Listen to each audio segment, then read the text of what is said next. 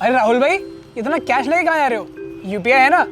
अरे कोई यूपीआई लेने को तैयार ही नहीं है। गूगल पे, फोन पे जैसी ऐप से यूपीआई पेमेंट लेना बंद कर दो, अन्यथा आपके पास आ जाएगा जीएसटी नोटिस। ऐसा मैं नहीं कह रहा हूं, ऐसा हो रहा है कर्नाटका के छोटे बड़े कई व्यापारियों के साथ, जहां पर पिछले कुछ महीनों में 14,000 से ज्यादा बिजनेस ओनर्स के पास आए हैं इस तरह के जीएसटी नोटिस। उदाहरण के लिए सब्जी वाले ने, जिसने पिछले 4 सालों में 1.63 करोड़ रुपीस यूपीआई से कलेक्ट किए, उसके पास 29 लाख रुपीस का जीएसटी नोटिस आया है। अब देखिए, हर एक स्टेट का और सेंट्रल गवर्नमेंट का भी हर साल के लिए जीएसटी कलेक्शन का टारगेट रहता है। उदाहरण के लिए कर्नाटका में पिछले साल का टारगेट था 1.9 लाख करोड़ रुपीस और इस साल टारगेट है 2.1 लाख करोड़ रुपीस। इसके लिए ऑफिशियल्स करते क्या हैं, जिन जिन लोगों ने यूपीआई से पेमेंट लिया है उनका डेटा इन ऐप के थ्रू कलेक्ट करते हैं और उन्हें एक ब्लैंकेट नोटिस भेज देते हैं विदाउट इवन कंसीडरिंग कि इन्होंने कौन सा माल बेचा है, इस पर जीएसटी लगना भी चाहिए या नहीं, किस परसेंटेज रेट से जीएसटी लगना चाहिए। एग्जांपल के लिए, जो सब्जी वाले के पास नोटिस आया, प्रोबेबली उन्होंने 1.63 करोड़ रुपीस पर 18% के हिसाब से जीएसटी कैलकुलेट करके उस पर कुछ पेनल्टी वगैरह लगाकर उसे नोटिस भेज दिया। इससे खफा होकर कर्नाटका के बहुत सारे बिजनेस ओनर, सलून, शॉपकीपर्स ने अपने यहां से यूपीआई के क्यूआर कोड हटाने शुरू कर दिए हैं और वो केवल और केवल कैश में पेमेंट अब एक्सेप्ट कर रहे हैं। अब टेक्निकली तो ये रॉन्ग है, क्योंकि एक सैलरीड एम्प्लॉय के जिसके डायरेक्टली बैंक खाते में सैलरी आती है, उसका तो पहले से ही टीडीएस कट जाता है। फिर ये मर्चेंट्स के लिए एक अलग रूल क्यों, और क्यों उनके पास ऑप्शन होना चाहिए कि वो ऑनलाइन पेमेंट लेकर उस पर जीएसटी ना पे करें। लेकिन यहां पर मैं एक दूसरा सवाल उठाता हूं।